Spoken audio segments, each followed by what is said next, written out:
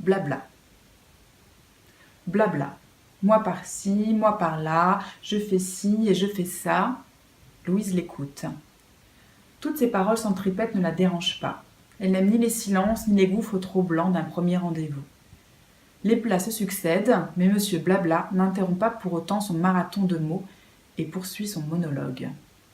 Il arrive même à glisser entre deux phrases une bouchée de purée Saint-Germain. Blabla, blabla. Blabla est chorégraphe, il a une compagnie de danse à Marseille.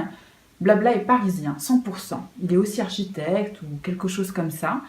Il a abrité presque tous les arrondissements de la capitale et son cabinet d'architecture est à Issy-les-Moulineaux. C'est pour ça qu'il a un scooter et que blabla. Quand Louise termine sa dernière frite, Blabla donne des cours à la Sorbonne. Enfin, il peut dire tout ce qu'il veut. Louise n'est plus là.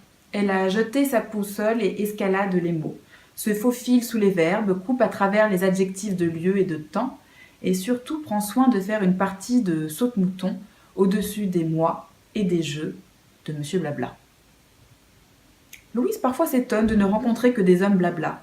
Qui a dit que les femmes étaient des pipelettes ? N'importe quoi, les hommes sont bien pires. Plus la conversation progresse, plus Louise se perd dans une épaisse forêt de mots. Soudain, un rire aigu crise dans l'ambiance chaleureuse du restaurant. Mince, c'est son rire à lui. Il a dû dire une chose amusante. Heureusement, Louise a prudemment activé son pilote automatique et a rigolé aussi. Mon Dieu, ce rire! Cela ne va pas du tout avec sa tête et tout le blabla qu'il débite. Ce rire! Merde, pense Louise. Je ne pourrai jamais coucher avec lui maintenant que je viens d'entendre cet horrible son grinçant en tête. Ça doit être terrible quand il jouit. Dommage.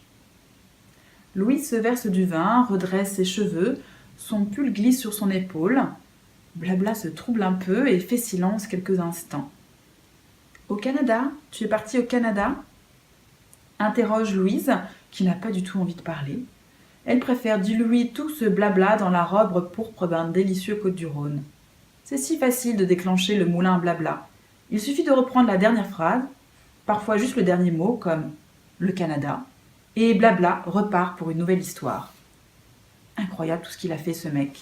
Artiste, chorégraphe, des trucs avec de la vidéo aussi, architecte, ingénieur, mais ça, ce n'est plus très sûr, c'était il y a 2 heures au début du repas. Maintenant, il est au Canada et blabla construit des maisons, ah non, carrément une ville, un plan urbain, Montréal, le froid, les gens sont sympas et blabla. Allez, encore un petit verre de vin.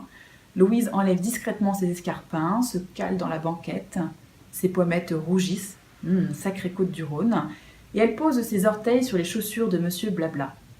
Après tout, avec ce énième petit verre, et s'il ne rit pas comme tout à l'heure, elle pourrait bien céder à cette parade lexicale. « Et toi, tu fais des bijoux ?» Monsieur Blabla, les mocassins sous de jolis pieds nus, s'intéresse soudain à Louise. « Oui, je suis créatrice et j'expose dans une semaine. » Pas le temps d'en dire plus, Blabla reprend aussitôt. « Moi aussi, j'ai une expo à Londres dans quelques semaines et blabla. »